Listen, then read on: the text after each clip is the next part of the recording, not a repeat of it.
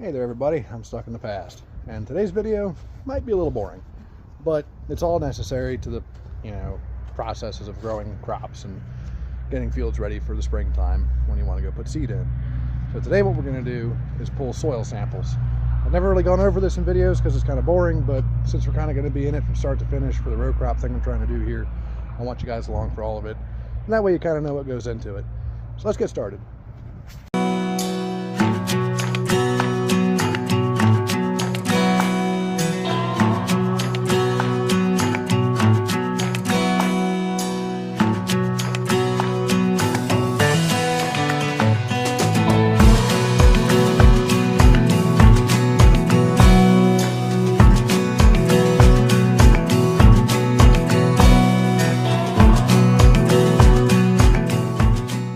So soil samples are actually just what they sound like. You go into your field and you pull a little bit of soil out of it to go ahead and send off so that it can be checked out for what's in it. What we're looking for are nitrates, phosphates, any kind of fertilizers you might think of, like I said nitrogen. But basically you're trying to get a composition makeup to figure out what kind of fertilizer your field might need to optimize the growth of whatever you're trying to grow. It's a very simple process. You take the soil probe and you jam it in the ground, and you'll collect, about an inch or a foot or so of soil. And you do this across your entire field. Now, that doesn't mean I'm making a probe every 3 inches or so. What I'm actually going to do is probably take about 4 probes in this field. And I'm just kind of looking for diverse soil. So I'm kind of in a lower spot right now by this spin ditch, but then I'm going to take some soil from a higher spot and sort of some middle ground. I'm kind of curious why that grass over there is extra green, so I'm going to pull some from there too.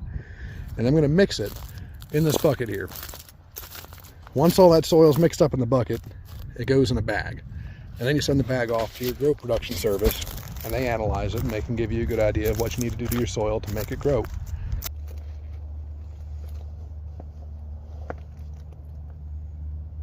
What I generally do is just take a screwdriver, clean it right out of that probe. Sometimes the bottom gets a little stuck, so that's why I like a screwdriver, especially a flathead, because you can kind of get in there and kind of poke it out and make it fresh.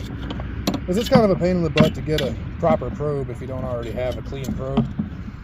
So just kind of want to get it all nice and out of there.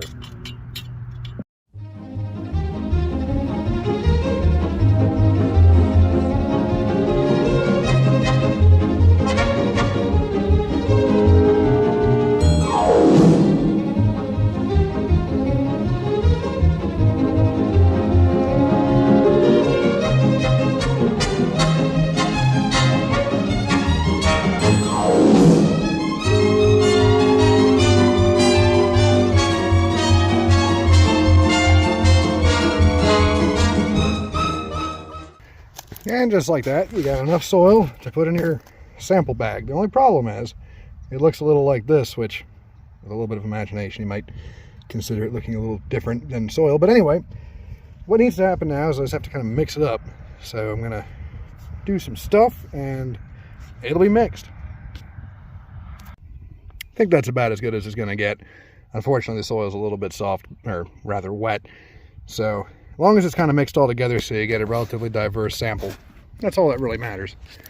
So that's going to do it for this side.